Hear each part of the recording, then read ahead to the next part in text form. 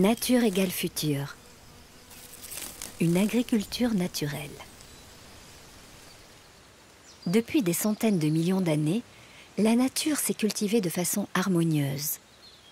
Pourtant, l'homme a choisi d'exploiter cette nature en y appliquant des méthodes d'agriculture intensive et en modifiant profondément son paysage. Ici, dans ce paysage préservé, on peut observer des haies qui protègent du vent, des associations entre bonnes et soi-disant mauvaises herbes, une terre qui est la moins compacte possible, des buttes sur lesquelles poussent toutes sortes de fleurs. Cela semble désordonné, mais ces écosystèmes sont en vérité parfaitement organisés afin de permettre à la terre de produire en abondance. En prenant ainsi mieux soin de la terre, est-il possible de développer une nouvelle forme d'agriculture viable et durable? Au Bec et Loing, nous nous inspirons d'une approche contemporaine qui s'appelle la permaculture. Elle est née en Australie dans les années 70. Et l'idée est simplissime, un enfant peut la comprendre, c'est s'inspirer de la nature. S'inspirer du fonctionnement des écosystèmes naturels pour créer des installations humaines de tous ordres, fermes, jardins, villes, entreprises, qui fonctionnent autant que faire se peut comme des écosystèmes, c'est-à-dire en boucle, sans générer de déchets, avec un maximum de productivité. L'étymologie de permaculture veut dire culture permanente. Donc il y a cette idée de chercher à habiter durablement la planète.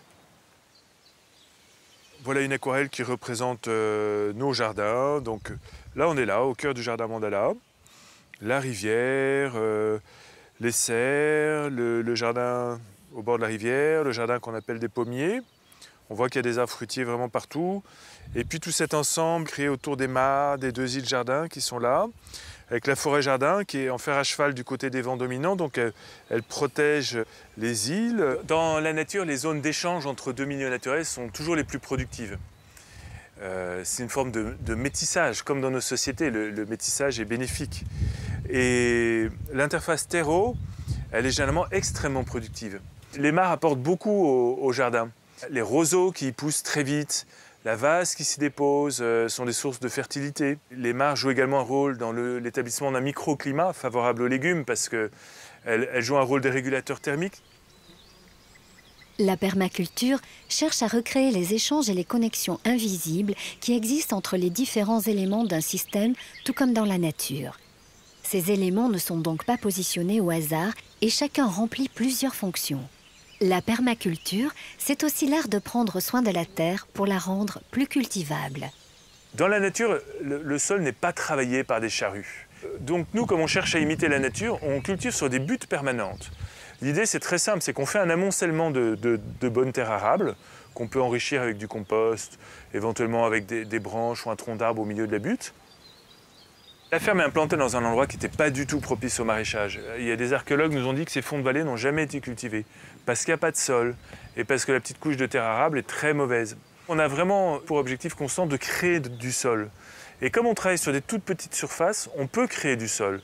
Et on utilise toutes les biomasses qui sont à disposition, les feuilles mortes, les fougères, les orties, le fumier de nos animaux, on a des toilettes sèches, les déchets des cultures, etc. Rien n'est gaspillé. Et on arrive petit à petit à créer un sol de plus en plus profond, de plus en plus fertile. Donc c'est un système qui est plus naturel et beaucoup plus productif. Ici, on a une biodiversité cultivée énorme, parce qu'on cultive à peu près 1000 végétaux. On a 500 variétés d'arbres fruitiers, par exemple. On a à peu près 300 variétés de légumes, avec beaucoup de variétés anciennes, des variétés modernes. On mène depuis 2011 une étude en partenariat avec AgroParisTech et l'INRA sur les rendements, sur la performance économique de cette forme de maraîchage complètement manuel inspirée de la permaculture. Les résultats sont complètement surprenants. On produit autant de légumes à l'heure, en faisant tout à la main, que nos confrères avec un tracteur. Mais sur une surface qui est 10 à 12 fois moins grande. Nous, on cherche juste à favoriser ces mécanismes de la vie, à faire en sorte que la vie des graines, la vie du sol, la vie des végétaux et des animaux puisse s'épanouir, qu'elle ait les meilleures conditions possibles. Donc on est des serviteurs de la vie, on prend soin de la terre et en retour, la terre prend soin de nous.